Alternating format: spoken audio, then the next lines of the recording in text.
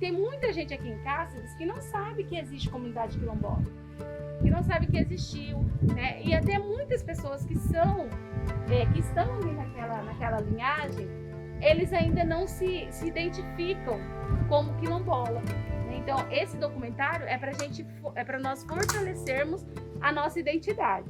Mas o foco principal é que vocês nos falem sobre como foi, né, para quem viveu, quem teve oportunidade na época que todas as famílias ainda estavam, ou a maioria estava lá em Pitacanudo, como que era, né? Como que era a questão das roças, como que era a questão dos quintais, como que eram as brincadeiras, as festas, né? Como que vocês se divertiam, as dificuldades que vocês passavam, né? Então, assim, são essas histórias, porque muitos que moraram lá ou que já tiveram contato com Pitacanudo são uma geração que está se perdendo, né? O tempo vai consumindo algumas coisas e as vidas são uma delas.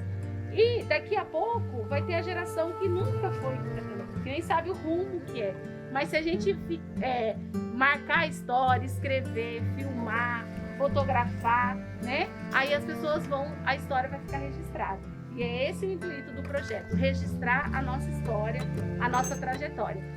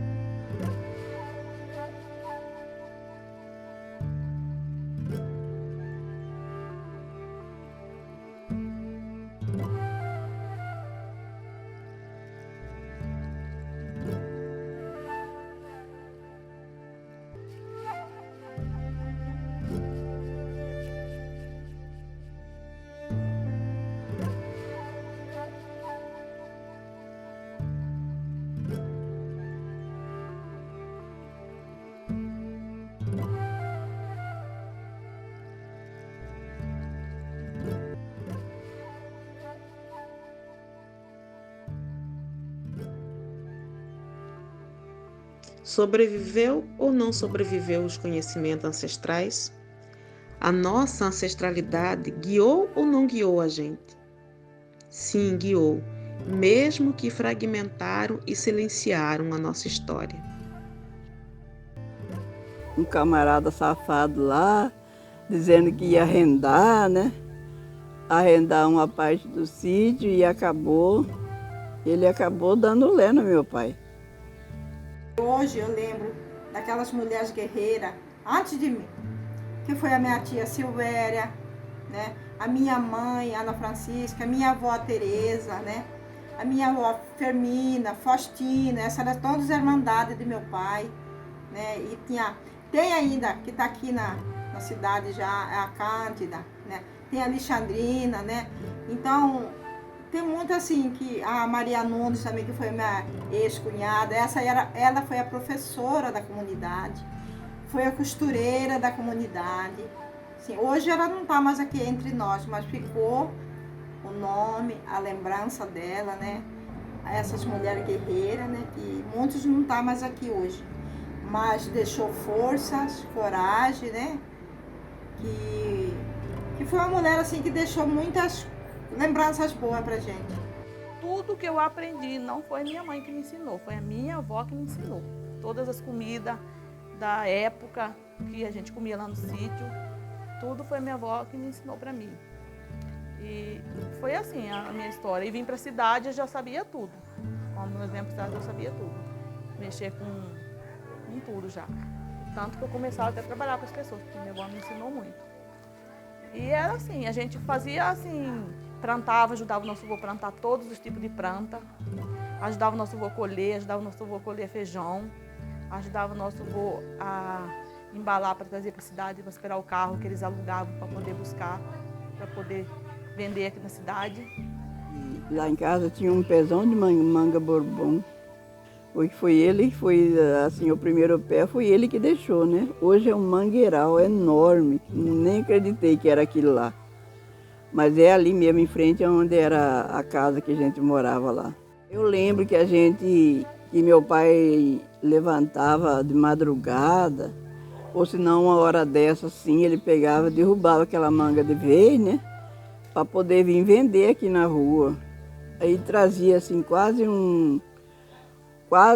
assim, mais de meio carro, que falava carro de boi, né? E eu lembro que a gente trazia, depois a gente vendia aquela manga ali, aqui, né? E aí dali que conseguia comprar alguma coisa para levar, né, para casa. Para o sustento da família, né? Mas era muito difícil que era. O munjolo, lá fala munjolo por quê?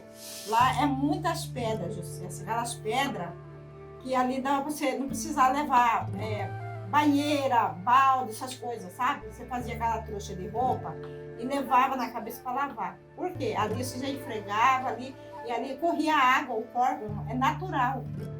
Entendeu? É natural. Quem for lá ver, vai ver que eu tô falando a verdade. É aquelas pedras natural, né?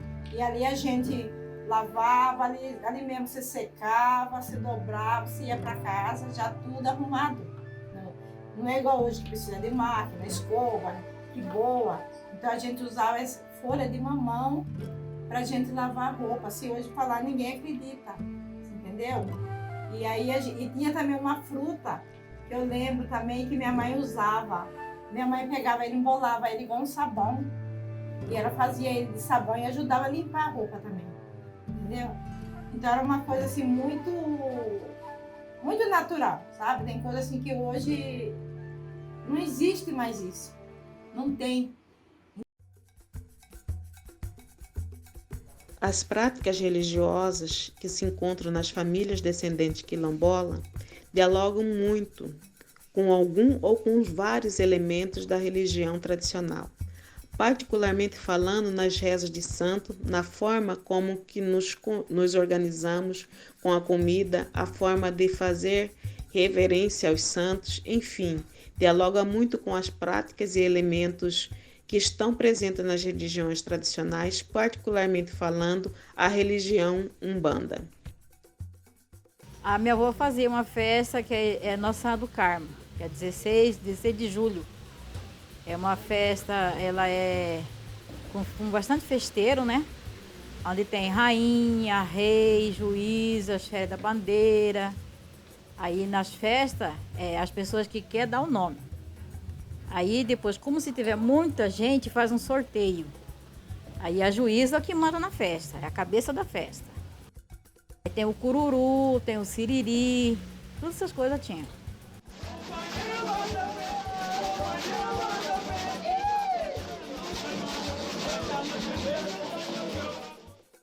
Ia fazer as festas de Sandeiro, que era Nossa Senhora do Carmo que ele fazia, e fazia festa de Santana e São João.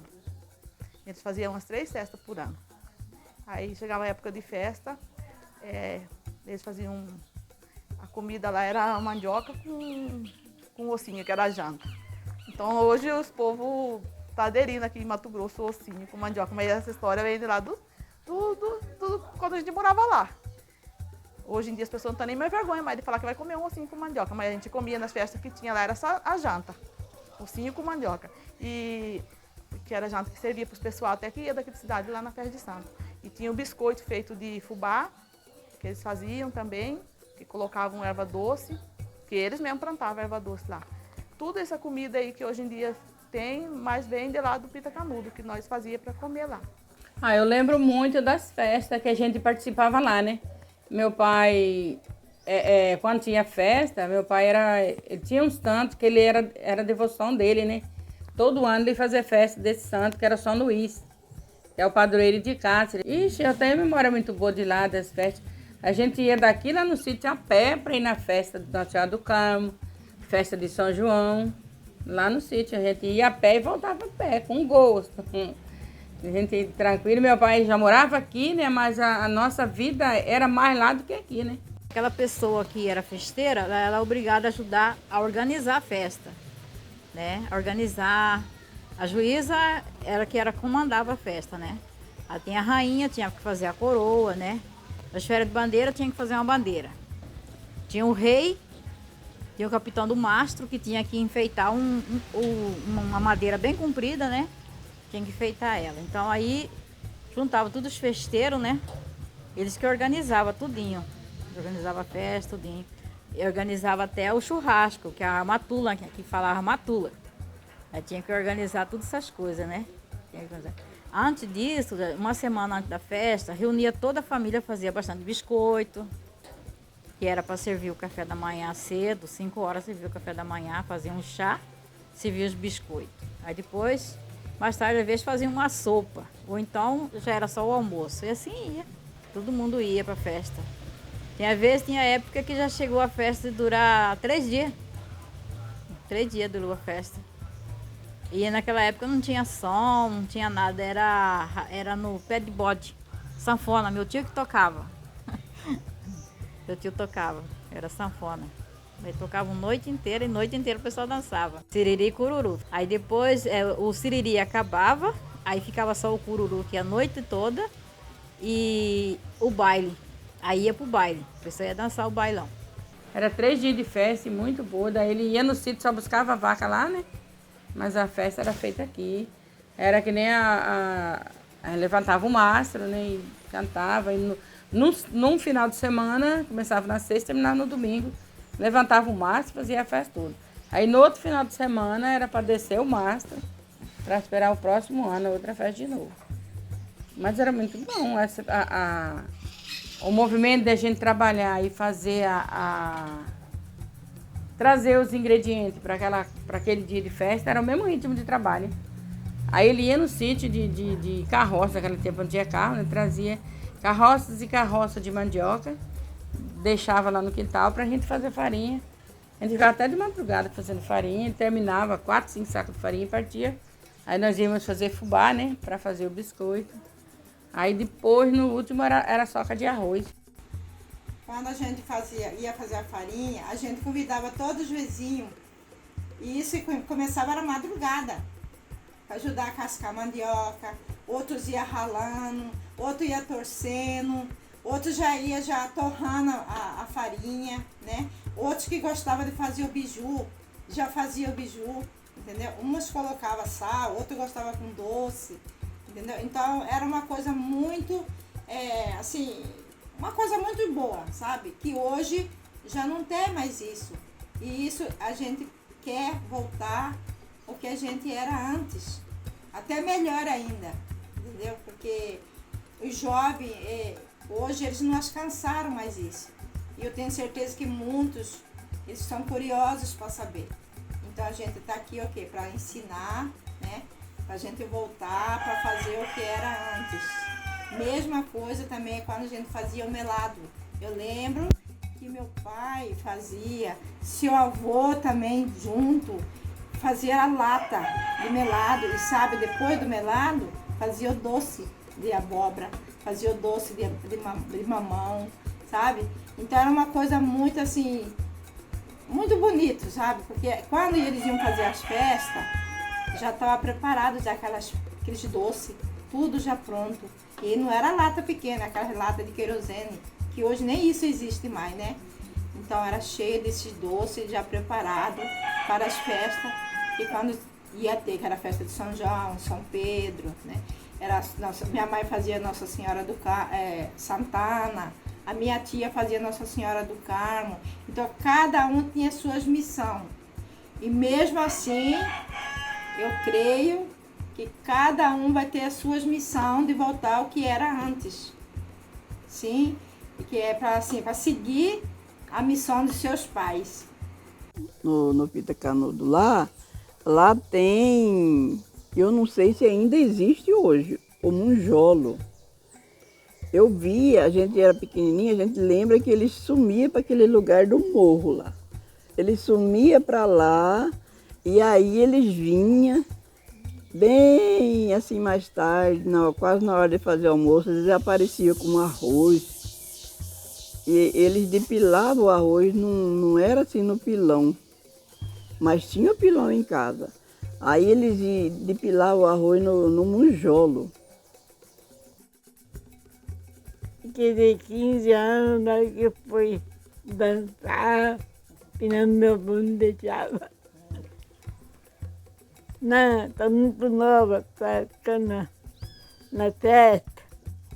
Eu peguei de 15 anos, eu já posso dançar. Durava 15 dias na festa. Cada com seu fofo. Tanto dançar. Era cirurgia, era baile, parava para almoçar, para jantar, aí foi novo também. É tipo uma devoção, né? Que eu, por exemplo, eu vou fazer a festa e eu vou querer que você seja a rainha.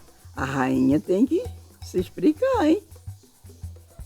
A rainha tem que se explicar. E o rei? O rei é que dá o boi. Para nós mulheres, com relação aos quintais de territórios tradicionais como os quilombos, vivenciamos isso, conduzida por uma memória ancestral. Somos nós mulheres negras que temos essa dimensão da ancestralidade enquanto uma energia que nos guia, que nos move espiritualmente, que nos ampara e nos fortalece. E quando nós não temos essa compreensão da dimensão da relação nossa espiritual com a terra, ela age como uma memória ancestral, porque antes de nós vieram muitas outras, e de alguma forma essa memória ancestral nos auxilia a desenvolver, até mesmo na reelaboração das práticas e hábitos tidos como tradicionais, tidos como populares, que vários de nós desenvolvemos. A nossa ancestralidade sempre dá um jeito de estar perto da gente. E daí nós falamos e damos nome a isso, muitas vezes de hábitos. É um hábito que a minha família tinha, é um hábito que a minha avó tinha, de fazer tal coisa, de organizar de certa forma. É isso que vem vindo, esses conhecimentos de geração em geração. Como aquela velha frase, eu aprendi com a minha mãe, eu aprendi com minha avó, a minha tataravó ensinou para minha avó, e assim vai. Isso são dimensões de memórias ancestrais, até onde a gente não pode e já não consegue mais contar. Porque isso está ligado a uma ancestralidade no campo espiritual que nem todas nós conseguimos compreender, mas muitos dos nossos passos são conduzidos por ela, por essa energia ancestral, ainda que não a conhecemos, ainda que não a identificamos. Hábito é um nome novo que nós damos para essa força ancestral que nos auxilia a sobreviver, a dar continuidade, principalmente para nós mulheres, que temos esse grande poder de gerar e transformar. E é esse cuidado que vai para além de manter tudo organizado, mas é um cuidado gerador, é transformador, porque você transforma o seu quintal em resistência, em continuidade de uma memória ancestral.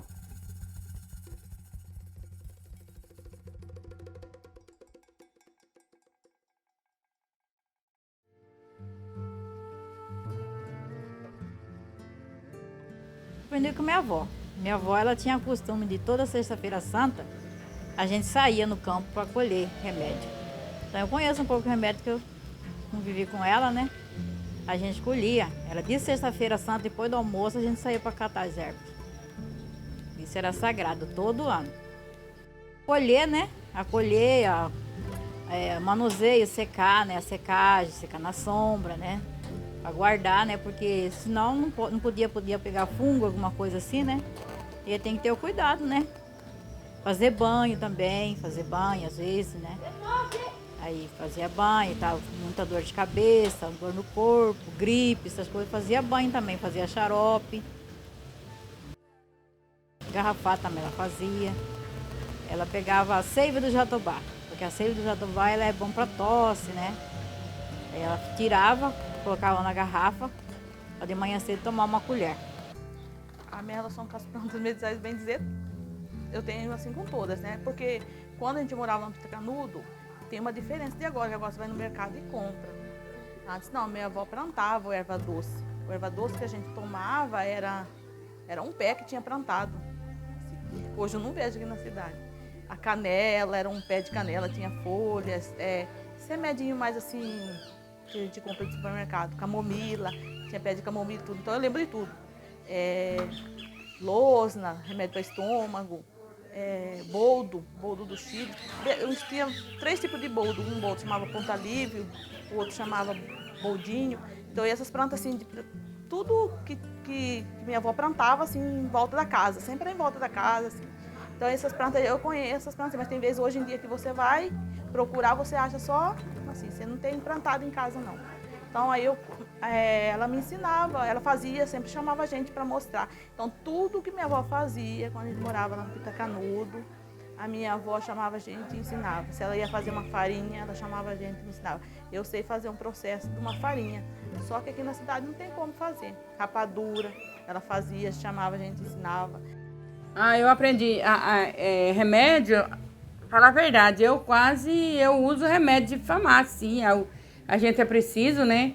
Você não pode deixar o médico, mas eu sou mais remédio natural mesmo. Eu uso muito xarope mesmo, eu pouco compro. Eu faço xarope, eu pego poejo, eu pego a menta, eu pego folha de manga. E aí eu faço e uso muito a seiva do jatobá, né? No xarope, para tosse, para pulmão, não tem outro. Para anemia também você usa a seiva do jatobá, eu uso muito, até tenho aqui em casa ela. É a seiva do jatobá, uma colher dela num copo de leite, não tem amarelão que permaneça em criança. Desse mentraste mesmo, eu faço garrafada deles para as meninas aí, para cólica não tem outro. A minha menina desmaiava, todo mês que ela ficava misturada, ela até desmaiava. Aí eu fiz para ela, acabou. Eu tenho medicina também lá, né? Tenho bordo, tenho capim-cideira, né, para fazer chá. Não tem ainda, assim, bastante, assim, medicina. Mas eu tô começando, né? Tem o hortelã, né? O alecrim, que é bom pro coração, né? O arruda também. E é assim.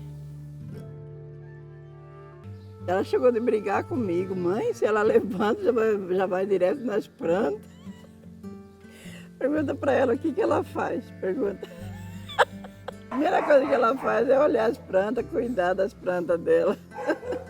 Mas é assim mesmo, né? É uma diversão pra gente mexer com as flores, né?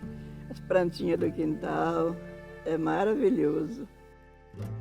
E é esse cuidado que vai para além de manter tudo organizado, mas é um cuidado gerador, é transformador, porque você transforma o seu quintal em resistência, em continuidade de uma memória ancestral. Isso se traduz também que, por mais deslocados que estejamos, fora do nosso território de origem, a nossa ancestralidade sempre dita os nossos passos.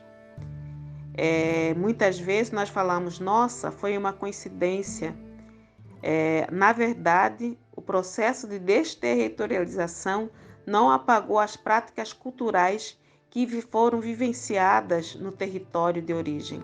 Os quintais são uma continuidade da memória ancestral, pois ainda que em pequeno trecho de terra, é possível perceber que reproduz-se hábitos e culturas alimentares ancestrais. Hábitos como reunir para a produção da comida, produção de próprios alimentos como mandioca, abóbora, cará, feijão de corda, entre outros. Criação de animais como galinha, porcos e muito mais. Produção de ervas medicinais no qual se traduz uma estreita relação com a memória ancestral e espiritual. pois muitos têm conhecimento dessas ervas para a cura do corpo e limpeza espiritual, muitas vezes utilizada nas benzeções.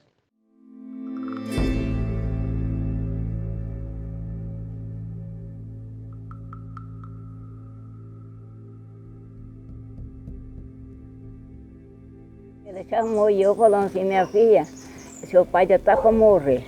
Eu falei, por que o senhor disse? Eu falei, não, Deus está chamando, minha filha. Está demorando, falou assim. Falou, minha filha, você aprende de quebranto, de mal olhada, a pessoa está sentindo dor no corpo. Para criança também, você pega, faz o xaropinho para criança, para dor na cabeça, na barriga, para cólica no umbigo. Aí ele foi falando, meu pai não sabia ler, mas eu gravei na ideia. O meu avô Constantino era benzedor, né? Então ele sabia. Que nem a minha avó sabia, né? A minha tia, tudo faziam. Meu pai era benzedor, viu? Eu sei que todo mundo gostava que ele benzia, viu? Todo mundo, ele era muito famado. Ontem mesmo veio uma dona até chorando com cólica no umbigo. Ela foi no médico, o médico falou que ela não tinha nada. Aí ela veio aqui, falou para mim, senhora faz garrafado? Eu falei, faço. Ela falou assim, como que é? Quer vinho ou na água? Eu falei, não, na água. Não faço no vinho nem na pinga, faço na água. Aí eu fiz para ela ligou hoje, a mulher tá boazinha. Acho que é isso, que é um grande legado, porque em nossos saberes ancestrais a terra é uma divindade e ela deve estar sempre sendo cuidada. Eu ainda digo que é uma herança e a minha contribuição é dar continuidade dessa prática religiosa, do qual eu cultuo e sempre vou falar. Da importância também de nós negras e negros, ainda que não seja da religião, conhecer e respeitar o que diz respeito à minha, à sua e à nossa ancestralidade. Devemos fazer como um exercício de restabelecer uma relação respeitosa com a terra, porque ela é a dimensão que nos define como povo tradicional. É essa a dimensão principal da nossa relação com a terra que vai nos definir como povo, que nos define como povos tradicionais que somos. Então, esse exercício de restabelecer a nossa relação respeitosa com a terra é fundamental. Ouso dizer, até que ela vai para além da dimensão de território de origem, porque nós a carregamos quando não podemos estar nela, e dizer que a terra nos alimenta e no final das nossas vidas nós alimentamos a terra. Ibá Yaminhaé. Isso significa saudações à Mãe Terra.